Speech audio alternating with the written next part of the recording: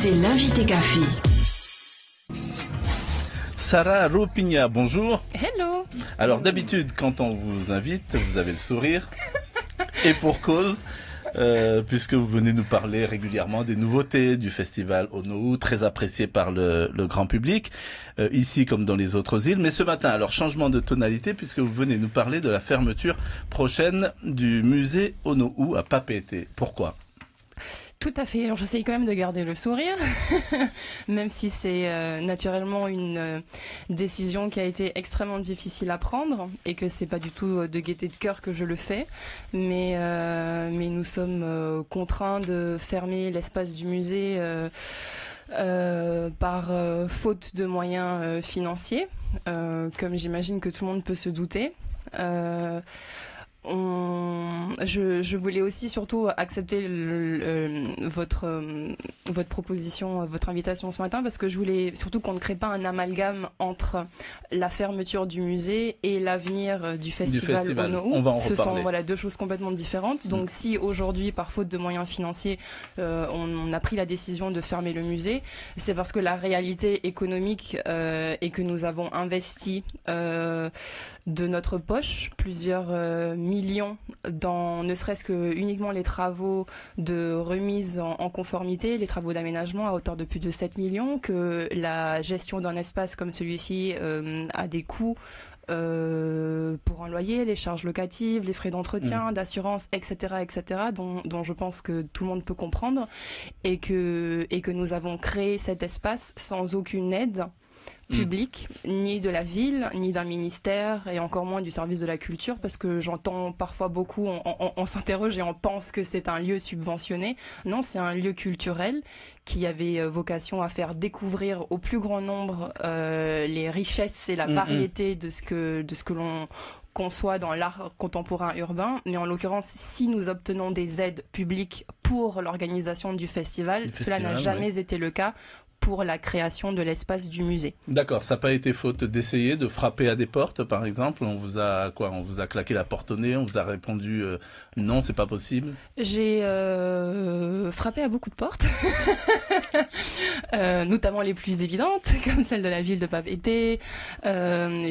J'ai alarmé, en tout cas, j'ai informé de cette situation il y a déjà plusieurs mois les autorités compétentes, et lorsque l'on constate que malgré malgré les mails, malgré les entretiens, malgré les messages de relance, eh bien rien ne se passe. On est confronté à une réalité où je ne peux plus tenir le rythme d'engager des fonds personnels. Depuis déjà 2 ans, nous le faisons, et c'est pas uniquement Sarah Ropigna, c'est-à-dire que derrière moi, il y a toute une équipe de bénévoles qui s'engagent. Je veux dire, ce sont mes parents qui sont tous les jours au musée pour pouvoir rendre l'espace ouvert aux écoles, aux touristes. Donc on a eu énormément de visites, mais malgré tout, c'est une aventure qui peut pas continuer à ce rythme. On peut pas attendre que le secteur privé ou que Tahiti Nouvelle Génération ou qu'à titre personnel on continue à investir autant de fonds quand par ailleurs le secteur public ne réagit pas et ne s'investit pas dans un projet comme celui-ci. Donc moi je comprends que ça veut dire que qu'on nous encourage à fermer. Pour faire fonctionner un établissement comme ça vous coûtait combien ? En termes c'est-à-dire qu'au-delà naturellement des travaux de mise en conformité et d'aménagement qui ont été un coût énorme parce qu'on était vraiment au-delà de 7 millions de francs, mais il faut quand même se rendre compte de ce qu'était cet espace avant qu'on arrive avec ce projet de musée, parce qu'il était complètement laissé à l'abandon, il était inlouable en l'état, donc on a fait cet effort pour que ce projet puisse avoir lieu. Et ensuite, en termes de charges annuelles, on est au-delà de 3 millions de francs, on est entre 3 et 4 millions au strict minimum pour couvrir les frais de location, d'électricité, d'assurance, etc. comme j'expliquais. Et ça, c'est avec un effort sensible qui a été fait par les propriétaires du VMA qui nous ont proposé un tarif préférentiel pour le loyer naturellement, parce que en centre-ville de Papeete, tout le monde se doute bien que c'est cher, que c'est relativement cher. Mais c'était devenu impossible pour moi de continuer. Donc là, c'est irrévocable, irréversible, ça y est, vous fermez le 30 septembre. Tout à fait. mais voilà, moi je vois les choses toujours du côté positif. C'était une belle aventure. On a pendant 2 ans essayé de faire découvrir un art à des Polynésiens. On a eu énormément de scolaires et d'écoles et je retiendrai ce beau projet. Et on continuera d'une autre manière à faire découvrir l'art du graffiti sur la Polynésie. Alors, je dis n'importe quoi, mais si après cette émission, par exemple, la ministre ou le ministre de la culture, par exemple, vous appelle pour vous dire écoutez, allez, on va vous aider un peu. Eh bien, je reviendrai la semaine prochaine pour peut-être annoncer d'autres choses. Que je vis un peu les choses au fur et à mesure comme elles se passent.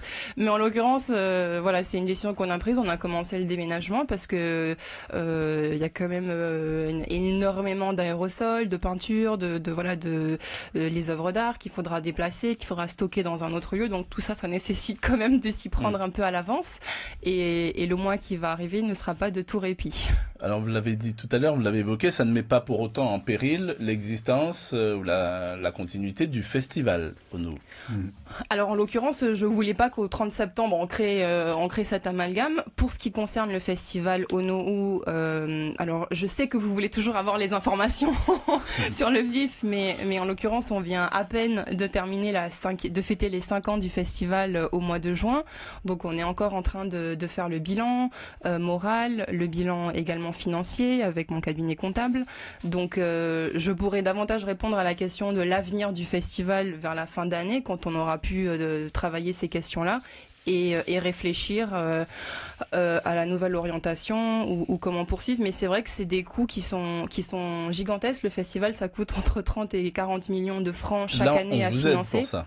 On reçoit des aides publiques, mais la réalité du festival est aussi qu'il est déficitaire et que chaque année, je dois mettre de ma poche pour renflouer les caisses du festival. Donc après, il faudra qu'on voit si c'est une question d'envergure, si on a été trop ambitieux pour un projet comme celui-ci sur la Polynésie, à Tahiti, dans les îles. Et il y a un moment donné où les réalités financières nous rattrapent toujours. Donc la Polynésie fait partie quand même de l'intégration au niveau street art par rapport à Sao Paulo, des grandes villes. Donc la Polynésie est intégrée dans ce système. Tout à fait, la Polynésie maintenant a une place exceptionnelle sur la scène mondiale de l'art urbain et les mêmes artistes que l'on retrouve dans ces grandes villes que tu cites sont des artistes que l'on a invités et qui ont laissé des œuvres magnifiques dans les centres-villes de Papeete, d'Uturoa. Il y a eu Bora et Moorea aussi cette année, mais ce sont ces grands talents.